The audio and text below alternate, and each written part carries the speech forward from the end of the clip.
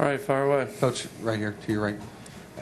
Everybody knew about, or everybody talked about their young secondary. What was your offensive plan? I mean, you tried to run, you tried to throw underneath. Was the whole idea to set up the deep pass, or what was your thinking going into it? Well, actually, that's the way I like to call every game. I like to call, run, play action, shots. I like to call games like that. But we made a commitment to this week to make sure that we didn't give up on the running game. I just felt that the last 2 weeks as the play caller, I gave up on the running game because we got behind, and I just made a commitment, along with our staff and our players, that we were going to make the running game go no matter what happened. We were going to make the running game go, and then of course there's the residual effect of that is once it starts working, it makes it easier to sprinkle everything else in, and that's basically what happened today.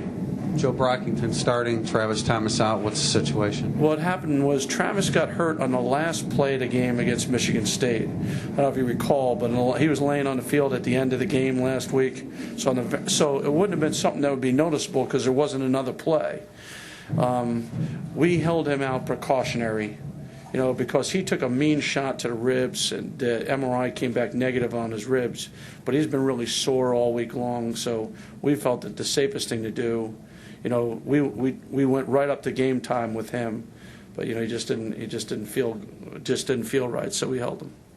And the decision to change kick returners.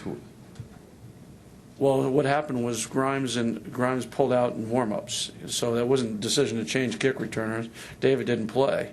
He's been banged up a little bit, and I've said he's been banged up a little bit, but he's been practiced all week, but in warm-ups. I told him that I would go with him, that he deserves to be the number 3 receiver and the elite kickoff returner. I said, but you got to be honest with me. If you can't go full go, let me know so we can put somebody in who could go full go. So after warm-ups, he came in and said, Coach, he goes, I want to play, but I can't go full go. So we flip-flopped based off of that.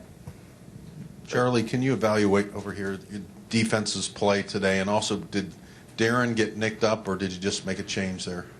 I'm not exactly sure about the defensive substitutions, so I know that he played both Darren and Leo.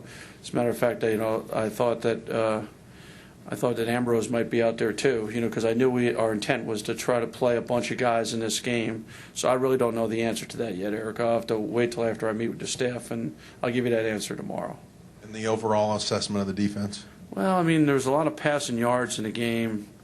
I'd say the only play that really ticked me off was that long touchdown right before halftime.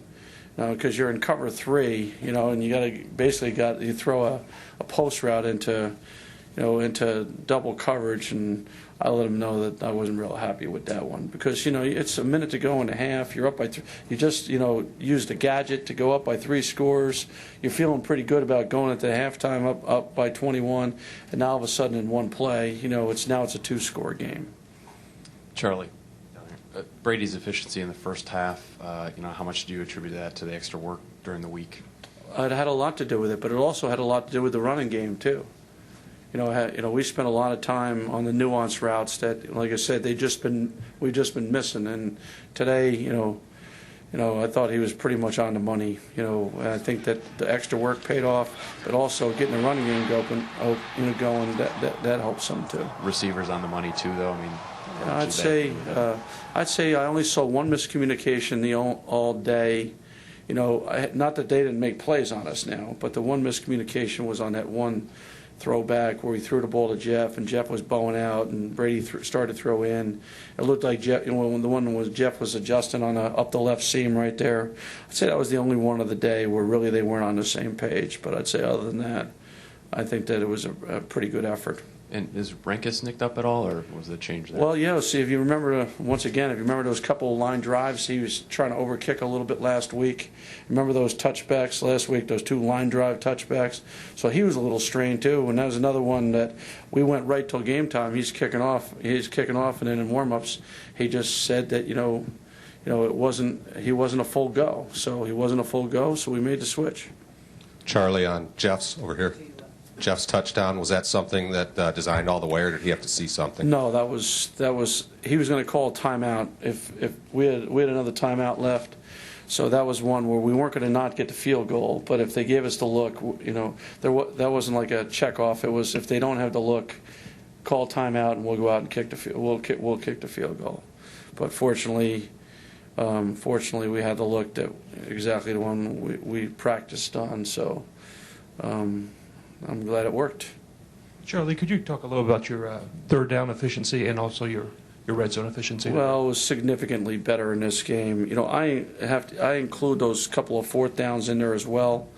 So I think we were 8 for 14 and 2 for 2. So that's 10 for 16. Well, over 50%. We're averaging about 2% for the last couple of weeks. So that was a drastic difference. And just conversely now, our defense, once again, if you take the 4 for 11 and 0 for 3 on third down, that really makes it a 4 for 14. So our defense is getting off the field on third down, and we did a much better job in this game of converting on third down. How determined was Rima coming into this year and throughout the year to have a season like he's having? Well, it was Rima's decision to come back when he was offered a medical red shirt. When he was offered that, you still have to get cleared through the university because we're not a redshirt university, as you know. So he still has to go through the process and make a decision of whether or not he wanted to come back and go to grad school and play another year, or try to get into the league at that time. But I think he's he's committed to helping this team win as many games as he can, and obviously performances like today only help him personally as well. Charlie, to your left, you wrote on the grease board, I think, in the weight room during the offseason that 9-3 wasn't good enough. Is this defense good enough, or potentially good enough, to be better than 9-3? Well, once again, I think it comes down to scoring and red zone. Sometimes you give up yards, but yards can be misleading. Sometimes yards are garbage yards too. I think that for the most part, the game looked like it was pretty well under control at 35-14, into the fourth quarter. I think that we never like giving up big plays. I think that will be, once again, a point of emphasis, and one thing I talk about tomorrow after I've gotten a chance to look at it more, because I know they ended up with close to 500 yards of offense for the day, but not all of them were meaningful. When you're in 2 minute for, just like we've gotten yards at the end of last games when we were in 2 minute the whole time. But Purdue's got a lot of offensive firepower now. That team is going to score a lot of points on a lot of teams. They got a good quarterback, and they got good receivers, and they got a good running back, and they got a good tight end. Okay, so and they have a veteran offensive line. So this team's got a lot of firepower on offense, and they're going to score a lot of points on a lot of teams. You haven't heard the last of this team that we just played today.